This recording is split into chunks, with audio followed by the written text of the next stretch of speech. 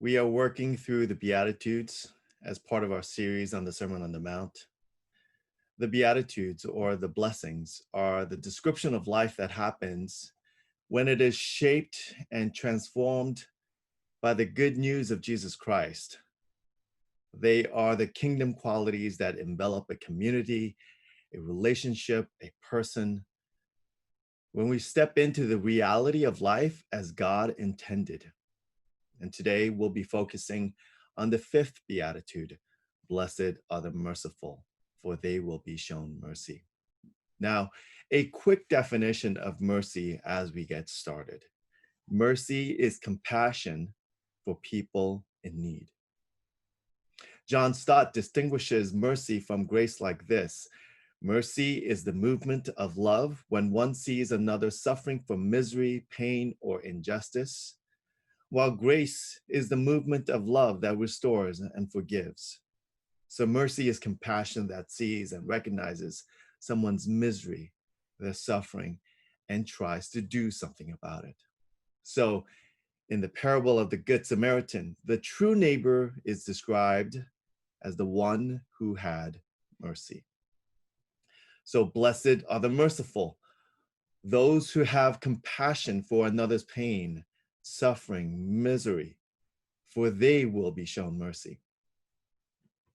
Now, sometimes when we study scripture in smaller pieces, we can miss the contextual flow within which something is said. And this is particularly true with the Beatitudes, which we often mistake as a list of standalone declarations. But there is a reason why Jesus orders the Beatitudes the way he does, for their progression is integral to their meaning. For up to now, the Beatitudes have been about how our emptiness, the poverty of the spirit, the emotional valley of mourning, the perceived weakness of being meek, hunger and thirsting for justice, that these experiences of the void, the lack, is in fact an opportunity for God's grace. And now, starting with this fifth blessing, Jesus now begins to describe the quality of life that is filled with this divine grace. Blessed are the merciful, the pure in heart, the peacemakers. If you keep this progression in mind, from emptiness, then fullness, the Beatitudes are quite impossible to misunderstand. Because we who have been graced by God in our emptiness, like a stream connected to a river, cannot help but flow that grace into spaces we inhabit by being merciful, by being pure, by being peacemakers. But if you somehow forget that we start with the emptiness, that we start with being graced, then we are bound to introduce all sorts of problems into our spirituality as we anxiously try to earn God's approval. It becomes precisely the miserable legalism that Jesus is preaching against. Our showing mercy to others is the necessary outflow of those who have been mercy filled. The mercy filled are necessarily merciful unto others. In other words, what Jesus is saying is, having been thus shown mercy in our misery, blessed are the merciful, for in their lives will be revealed the reality of God's mercy. That this is the order and the direction of the flow of mercy is plain when we read the Beatitudes in context. The discomfort we feel with this teaching then comes not so much from any confusion on Jesus's part about how the gospel of grace works, but rather in the closeness with which Jesus connects the mercy of God to our mercy showing, mercy giving unto others. But Jesus is consistent throughout his teachings. The mercy we receive from God is inextricably connected to our bestowing of that mercy unto others. It is the same discomfort we may feel in reading the parable of the ungrateful servant that Jesus would tell later on in Matthew chapter 18. Or when he says, forgive others their trespasses and you will be forgiven yours in chapter 6. See, in our Western linear thinking mindset, we say something like this: we love God, therefore we love others. The vertical love of God creates a horizontal love for our neighbors. Now, there is nothing wrong with that statement in itself. In fact, I actually just argue for it. The problem is when we think of them as two separate steps rather than as two parts of a whole. It sets up as a possibility a spirituality where one can love God but be stingy in our mercy to others. The first step of justification we consider mandatory. The second step, not so much. You really don't need for me to tell you that this happens in people, in us. This disconnect is all too common.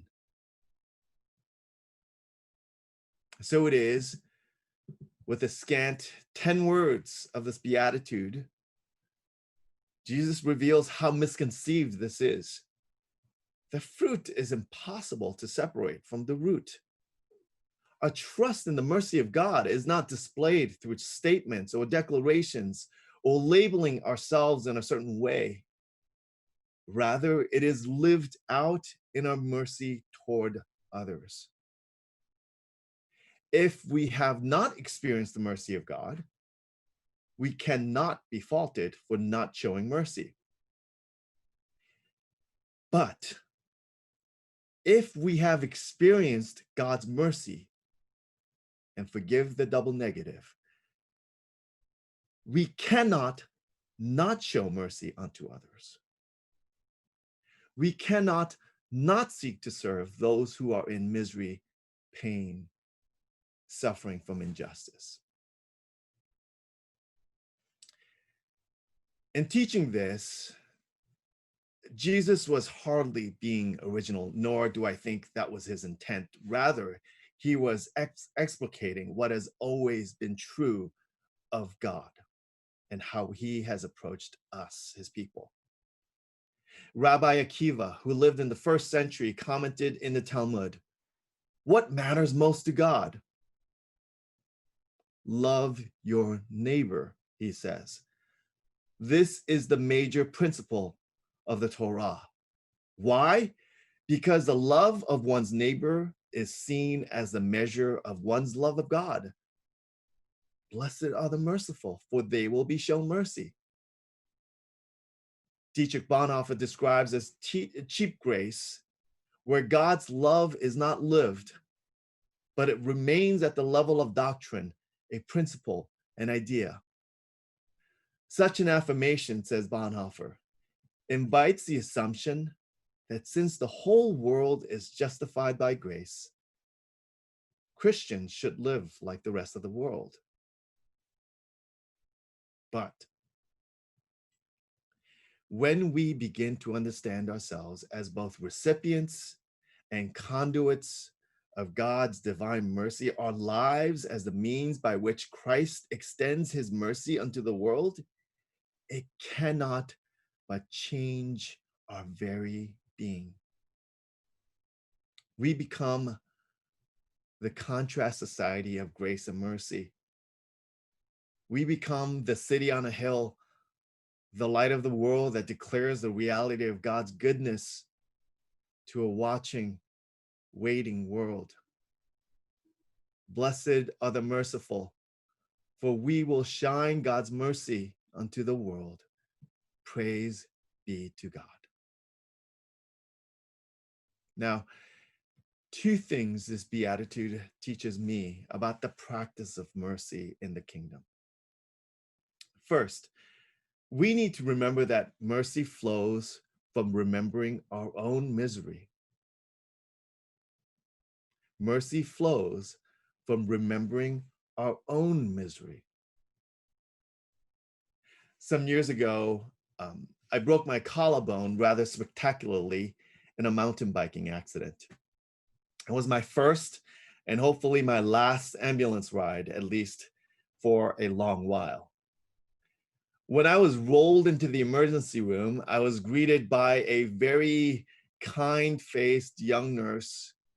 But when she saw the severity of the damage to my shoulder, she couldn't help but physically cringe, not just a facial cringe, but like a whole body cringe thing, which doesn't help make anyone feel better. And things actually went downhill from there, as she rather clumsily placed my arm in what I would learn later as the wrong type of sling. I experienced new levels of pain that evening, as next came the doctor who kept on saying, "This is gonna hurt," right before proving his statement true. And then the x-ray tech who kept missing the collarbone and had me come back for multiple retakes. So it was when the shift change came and brought my new nurse, a very large dude who looked like he came out of central casting as an extra in a biker bar, with hands built for working heavy machinery, oil rigs maybe. I was resigned to my misery as I try to convince myself pain is just weakness leaving the body. But this new nurse, he took one look at me and he says to me, "Let me put you in a new sling," and very gently, tenderly, skillfully proceeded to actually make me feel comfortable for the first time in hours. And seeing my face relax finally, he flashed a smile and said to me as he pointed to his shoulder, "Bro, broke my collarbone last year." There is a connection between our ability to extend comfort with our own experience and memory of receiving comfort in our misery. Mercy flows from remembering our own misery. We are, as Henry Nouwen reminds us, all wounded healers. Our stories of pain, failure, emptiness can be a source of mercy and comfort and healing for others. We look to our wounds and remember not only that God provides mercy and healing, but to grow and to learn in our empathy from our experience of suffering. This nurse knew what I was going through and what would give me comfort because he remembered his pain. So it is in other areas of life. Those of us who have experienced infertility and child loss and somehow stand on the other side of healing, however you land there, can remember the depths of grief and self-doubting that are distinct to that experience. And then we can bring empathy and comfort to others who are still in the valley, who often feel like there are no safe spaces to go to. Those of us who have experienced the pain of discrimination.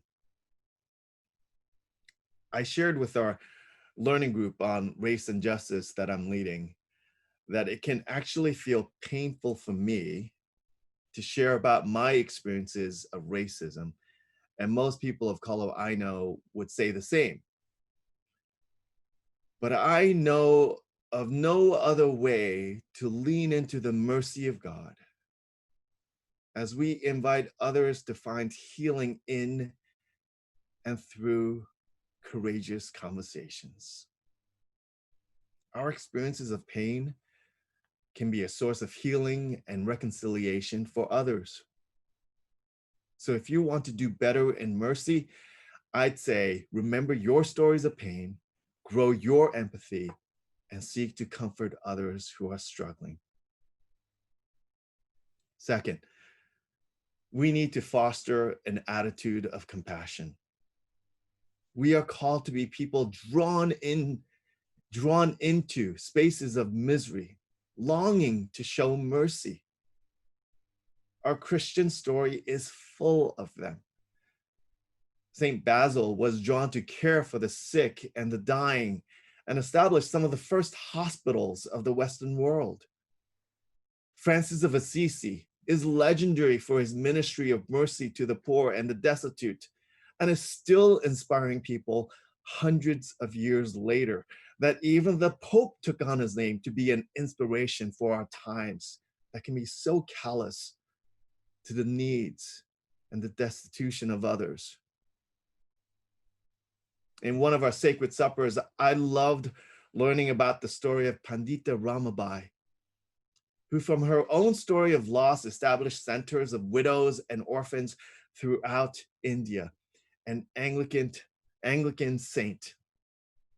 And more recently in our country, stories of men like John Lewis and Brian Stevenson, who stepped into spaces of deep injustice because they believe in mercy and justice, so that they can bring God's mercy.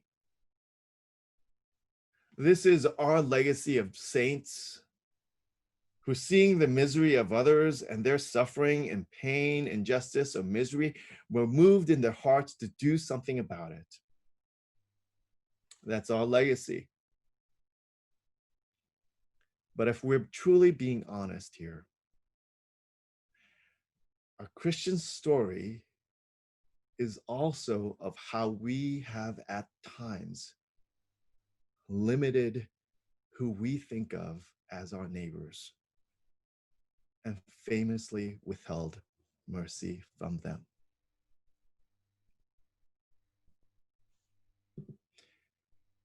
Like the teacher of the law who tested Jesus in Luke 10 in the prologue to the Good Samaritan story, we too are prone to ask, who is my neighbor? Which is actually a nice way of asking, who isn't my neighbor? Who do I not have to think about showing mercy? To which Jesus gives specifically a boundary crossing story of the parable of the Good Samaritan. Jesus is telling us, if we want to be about mercy in the way that God is about mercy, we need to break down these mental, social, and even physical barriers. Stop labeling people and see them as who they are, God's children, image bearers, all of us. So, where are your barriers? How are you being called to step across and step beyond your comfort and be merciful in this season? Where are your barriers? You know, there's been a lot said in the recent years, maybe even months, about the church having lost our witness, our credibility. Whether you think that is warranted or not warranted, that's not my point right now. I think we would all agree, however, to the degradation that this has happened. You know what I think will turn the tide?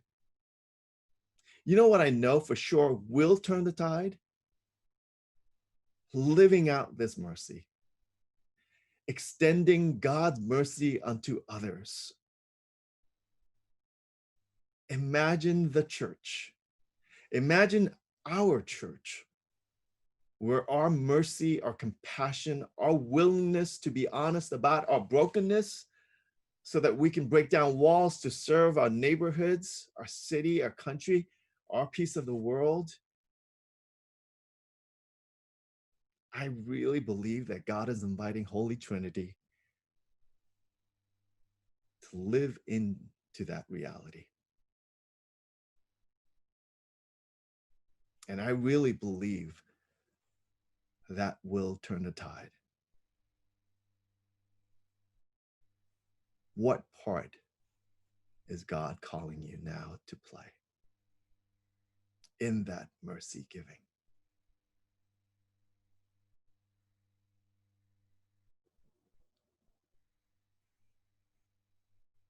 Amen.